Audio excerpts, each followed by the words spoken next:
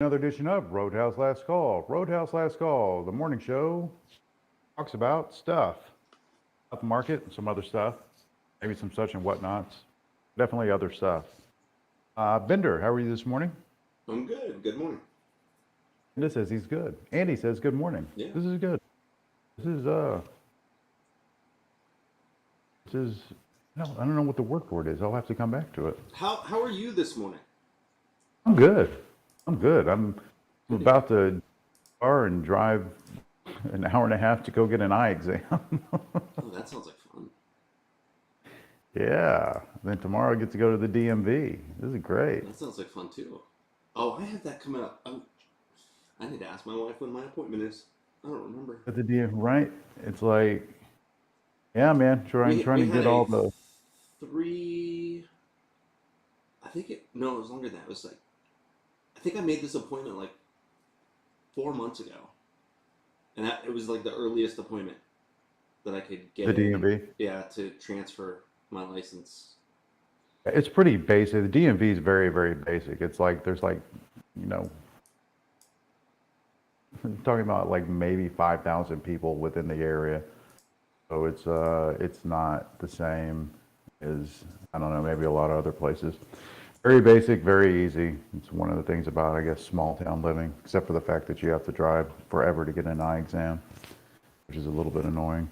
They do have first come first serve at the DMV here, but apparently you have to go stand in line.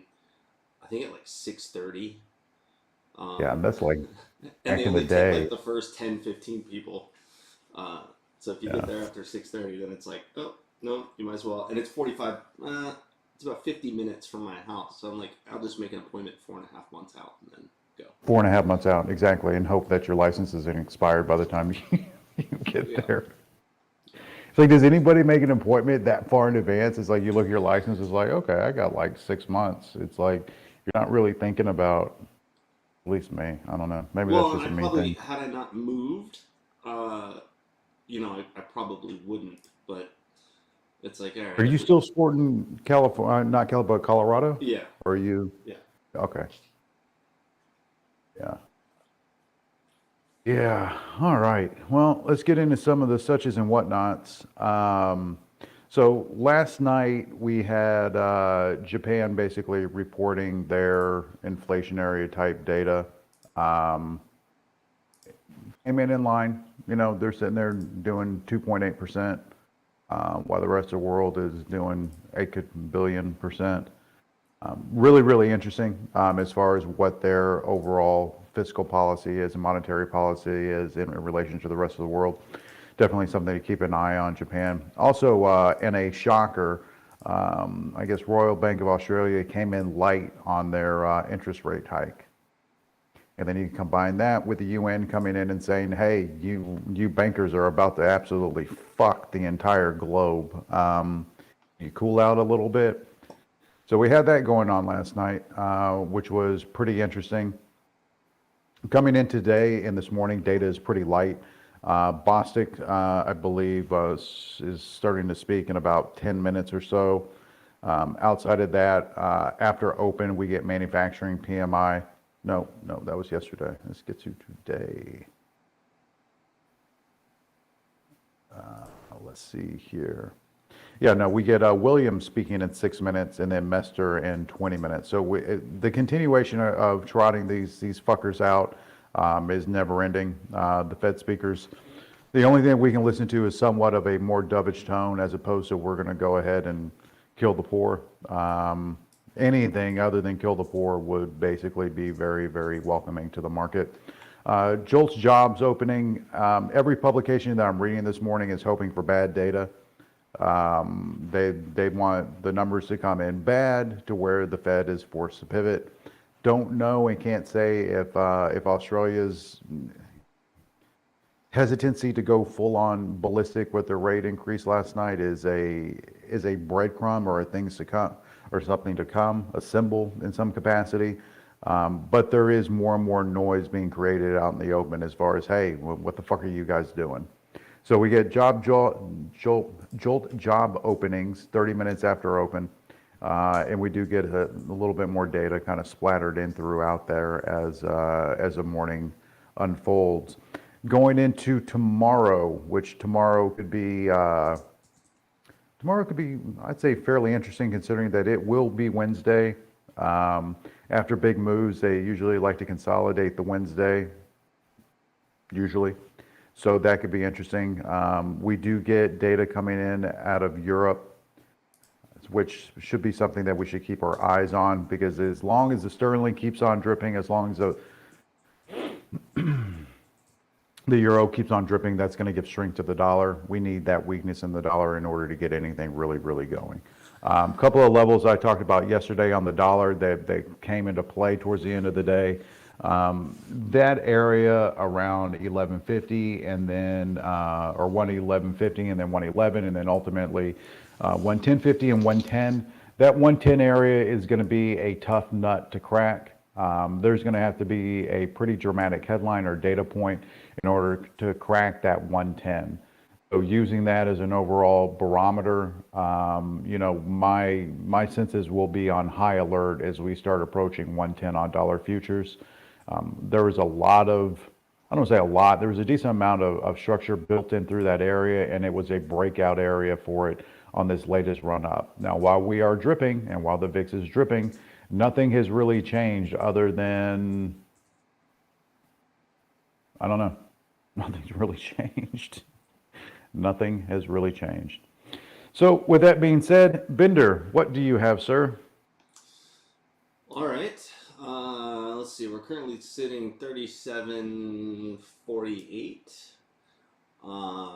The number that I gave yesterday, which is the number I think we need to reclaim, is that 37.60. That's the 89 TMA on the weekly. That's kind of the line to watch if we continue this, if we get a gap and go sort of scenario. Watch 37.60. We got a trend line just above that, 37.70. Above that, I think good chance we test 3800. I don't know that we get it today. Don't know, we might pull back. Not sure, but above 37.60, I think you got to kind of set your sights on 3800. If we get above that, 38.36, previous level support and resistance. It's a previous level of support and resistance, and it's also kind of approaching the midpoint of this near term or shorter term downward channel that we're in. Very nice. As far as levels below, 37.25 to 30, previous trend line. Watch that. I think 37.25 is kind of key. Yesterday I said 36.25 would be where you'd look for a pivot or bounce or whatever. Today I think watch that 37.25. So funny you say 37.25. I don't know if SPXW kind of lines up with that, but these lines, I posted this yesterday when they printed out. I guess it was about 40 minutes before close. These came in yesterday. There was a bid side for a yesterday play, and then this SPXW 37.25 expiring today. That was bought towards the end of the day, I think, kind of anticipating a gap up and through there. If you see that come in on the bid in a very, very hastily fashion, it's like that could be symbolic in a lot of ways. But please go ahead. And I agree with you. I think we need to keep an eye on that. I think 37.25 is pretty important, at least to set up, the rest of the day. Mm-hmm. Below that, 37.18 is the 20 MA on the 60-minute. If we give that up, you're looking at, maybe a retest of 3700, 3705, something like that. Below 3700, 3685 is the 5 MA on the daily. If we give that up, 3662 is the 50 MA on the 60-minute. So that's what I'd be looking for under 3700. Very nice. So I observed a decent amount of flow yesterday here and there, and then I went back in after hours and kind of took a peek. There are some decent players putting out some, I don't want to say a lot of money, but just curious money out to January. with some pretty decent bull targets on them for mega cap. Don't know how that's going to play out. Don't know. They can just as easily flip back in. We also saw that hedge move up, I believe, to 348 on SPY. Continuing to watch those levels and watch those areas of flow. The one thing that I just strongly encourage people throughout the day, and I'm not going to be back trading until probably midday tomorrow, most likely. You got to keep an eye on these bid side calls and call writing that's coming in. You have to. If we start seeing like just heavy Apple 150 calls being written, you can say the same for the Google, you can say the same for Amazon. There's a lot of headwinds out there for some of these companies. So those areas are going to be very important to kind of watch and see what are they doing. Are they buying Apple 160s out to November, or are they still trying to get Apple, down into that low 130 level? Are they pushing Tesla down, trying to push her down into the 220s? Are they going to try to buy her back up to 270? I would also keep a close watch on Adobe Flow. It's at a nice pop off of its bottom. Pre-market, it's looking very nice again. I keep an eye on that flow. There has not been bullish flow on this move that Adobe has had. And that space, that software space, what do they call it? SaaS? SaaS, yep. SaaS? Software The as a sassers? service. The sassy little sassers? Not quite like that. they're No. Software as a service. they are being looked upon as being somewhat of a stable sector in this market. We've seen them come in and try to buy Microsoft left, right, and sideways. We also saw, the numbers that Adobe put out on their ER were not bad numbers. The market just does not understand the acquisition, which is fine. Totally fine. Numbers weren't bad. So those sectors are going to be helpful. There's also a lot of conversation. I would keep an eye on Boeing flow. And the only other thing that I would keep an eye on, like a real close eye, one of those tell signs for risk on, risk off is ARK-K. Watch ARK-K flow and have it be, I don't want to say your guide, but as something that is kind of giving you an idea of what the overall story is. We saw decent bid side puts and put writing on ARK-K on Friday. I saw a couple of decent, I say decent, put writers yesterday on ARK-K. Nothing big, nothing amazing. Aggie Man knows what I'm talking about. Those 42s. 42s, you see these 42s coming on the bid without a move to, like, let's say 45 or 44 or somewhere in there. Again, you have to use that as a tell sign. So if I were to offer tell signs for the next 2 trading days, because I'm really not going to be here, it would be watch that ARK-K flow and keep a special watch on the dollar. The dollar is spilled down pretty heavily. That area around 111, that area around 110.50, and then ultimately that 110 area that was a breakout area for it, it will retest at some point. Its reaction when it does retest is going to be very telling. And personally, I believe that there is going to have to be some type of a catalyst to snap that 110 area. There's going to have to be something that the monkeys put out there to get it to move down. It could be something globally. It could be Europe not sucking dick. It could be Japan not sucking dick. It could be a lot of these other countries not sucking dick to where you get a move in currency. And that's ultimately what we're looking for. The dollar has been the safe haven during this shit show. Any type of dovishness coming out of the Fed is going to help push the dollar back down to a reasonable level. And any type of stability in any of these major players in the global market is going to help pull the dollar back and help our equities. In theory, being the key word. There's also a lot of buzz going on around into metals. Metals are something that people are going to start looking at if we get in commodities, if we get weakness in the dollar, which again, really begs the point. If you get a spike in commodities, I don't, on a pullback on the dollar, I have no fucking clue that's going to do to the inflation numbers. If we get respikes on lumber, copper, what does that do? What does it do? I don't know what it does.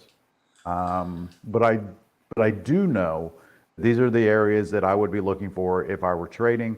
These are the things that I'm going to be trying to pay special attention to when I come back into trade late in the day on Wednesday. I'm going to have a real good idea of where we're sitting on these specific areas, and so I encourage you guys to do the same. Anything else, Bender? Yeah, and I was trying to find the. Let's see, here it is. So there is this, just kind of as it relates to ARK-K and the ARK stuff. There's this FinTwit concert or conference thing that's online only. FinTwit Summit 2022, and I was just looking to see if it started yesterday or if it starts today. But Kathy Wood is speaking at it, and they've partnered with Titan, which is like an investment. It's a hedge fund. You want me to give you the clip notes for her speech? Sure. Yes. I can go ahead and give it to you. Yeah. It's like she's going to talk about deflation. She's going to talk about how the companies that she has been targeting over the last 5 years are all deflationary companies that are going to perform very, very well in a deflationary environment. That this moment in time when it comes to inflation is a fleeting moment, and that her portfolio and her stock picking is going to be the king of all kings in the next 10 years as we move towards more of an environment where we're talking about universal income and yada, yada, yada. Now, what she's saying, I firmly believe is correct, other than her stock picking, which I think is not so good. But I do believe that companies that have deflationary elements within their business model are companies that are going to be very, very strong in the new world. And that's tech focused. So getting a good idea of what those are and how to play around those, I think if you're a long-term investment, that's something to really, really stay focused on. As far as this period of time that we're living in now is nothing more than a period of time. We've had many throughout the market, but we're in an artificial, let's call it controlled recessionary environment where there are powers that are forcing a recession in order to get inflation under control.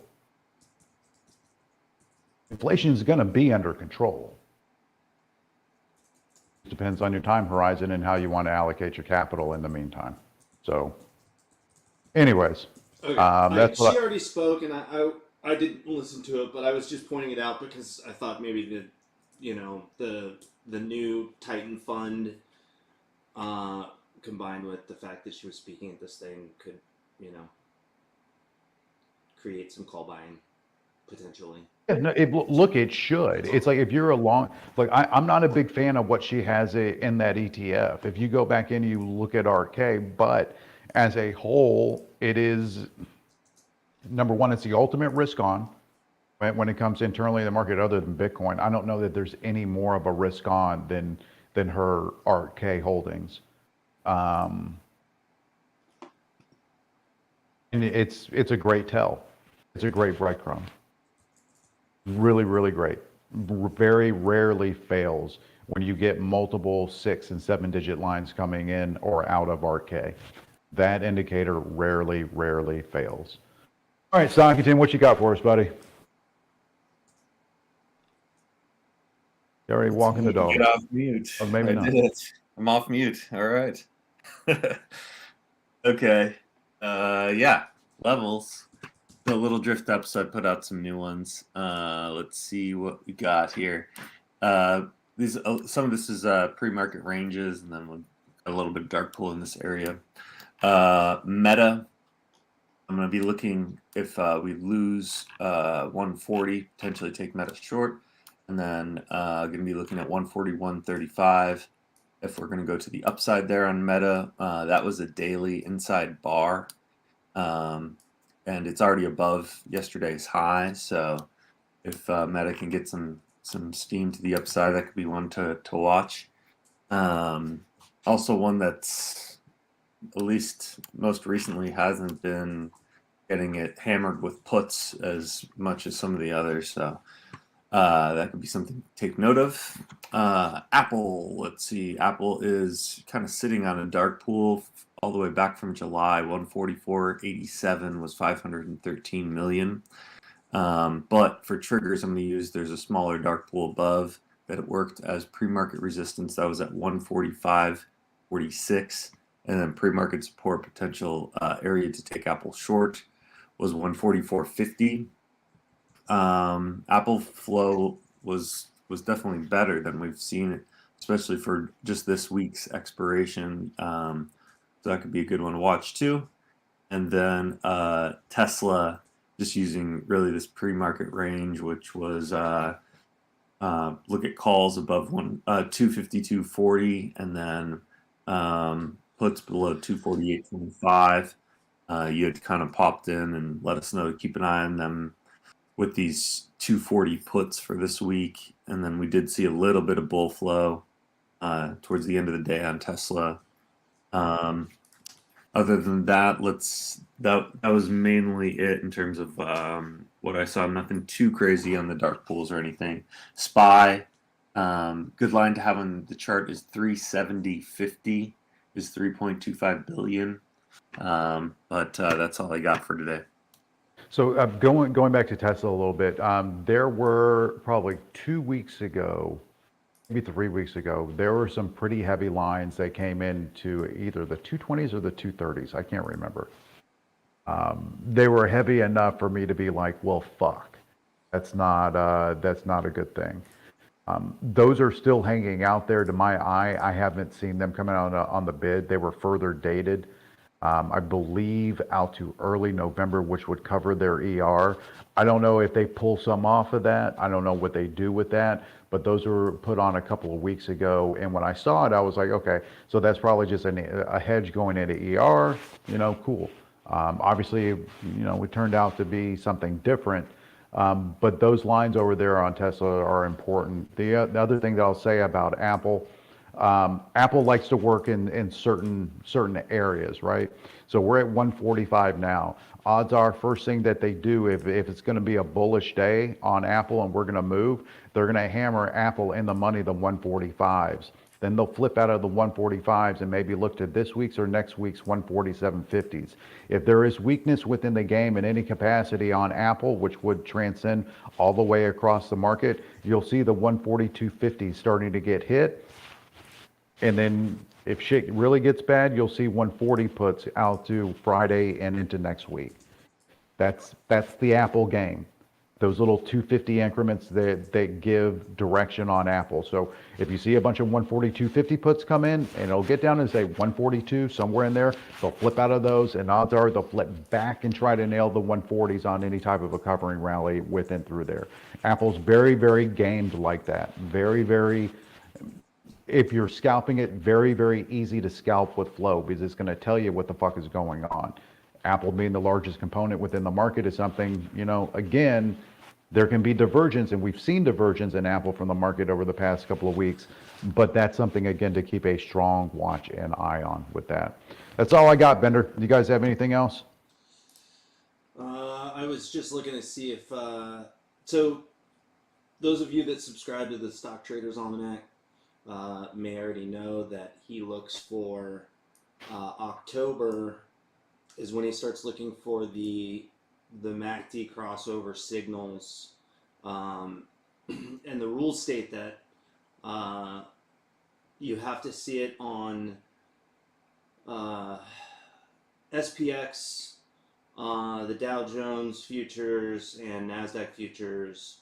All three have to be there for it to generate the signal. It's just something to keep an eye on and kind of be aware of, because obviously there's a lot of subscribers to that. So when that signal occurs and he puts it out, that could induce some buying as well. So I will keep an eye on that. And even with that being said, Bender, there was, if we go back to early in the year to pushing late spring, early summer, all the conversation is 2022 would be backloaded. That was the conversation, that we would get absolutely blistered, for 6, 7 months and then rally in the last quarter. Mm-hmm. We have earnings right around the corner. His little almanac thingy may be working over there that Bender's talking about with some crisscrosses. But that was the sentiment that it would be. And when's the last time we finished, 20% down on the S&P, 25% down on the NASDAQ? When's the last time we finished a year like that? Yeah, 2000, Right? maybe. It's also worth noting that, in midterm years, buying the September weakness historically provides some pretty consistently strong returns. Right. So that's the score. But I know it wasn't a whole lot of fun in September, but we kind of been talking about this since early August, that this was kind of the scenario, and just from timing and seasonality and chart perspective, like we talked about the latter part of August being okay, and September potentially being a shit show. That sets up a rally in Q4, and as much as it sucks watching your stocks get beat to shit, realistically, that's what played out. Maybe, right? We got to see follow through. We got to see what happens. How we where we're sitting, mid month, to see if this is how it's going to play out. But at least, so far, this is what we're supposed to do. And I realize, I say that knowing that some of these stocks have been so beat to shit that it's like, okay, that's not what we're supposed to do. I get that, right? But just as far, like, if you the percentage of that we've pulled back in this, bear market, and if you take that stuff kind of out of it and you go, okay, well, midterm year and seasonality and timing, like, this is how it lines up. There's some elements lining up. It's like we're here because of messaging. Yeah. We're here because of words. Right. We're not here because of fundamentals. We're here because of words. We're here because of incompetence. We're here because you take those factors, and those factors lead into a trade. Again, a trade. And it's like Bender spoke about it a little bit. A lot of people follow the almanac man, and if he gets his crisscrosses, then everybody's going to follow the crisscross, right? It's like that's it. That's a trade. That's a trade. It gets momentum, and so there you go. It's like I'll leave it at this. When we get upside rallies that are a trade, it's like that is rainbows and ice cream cones and kids in the park playing and beautiful weather and just sunny days, right? We get that trade moving to the upside, at least for me. When we get a trade that is off its heels to the downside, that is Satan molesting children, killing puppies, butt fucking goldfish, destroying the fabric of the country is what that is for me. Maybe some people get off to that. I think perma bears probably do. That is what it is. So I'll leave everybody on that final shot. I'll be back for the morning show tomorrow. I will be back on Wednesday, second half of the day, to do the tradings. Make sure you guys give Stockington some love for the work that he's doing. I've gotten some really, really nice notes on the Stockington as far as the work that he's doing. So definitely give the boy some love. And for the rest of Bender. you, we will have Charlie back again today. Oh, very nice. So he Very was nice. on majority of the day, I guess. In and out a couple times, but he spent a lot of time with us yesterday. He likes it here. He's coming back home today. That's good. That's good. He's Yeah. a good man. All right. Y'all have fun.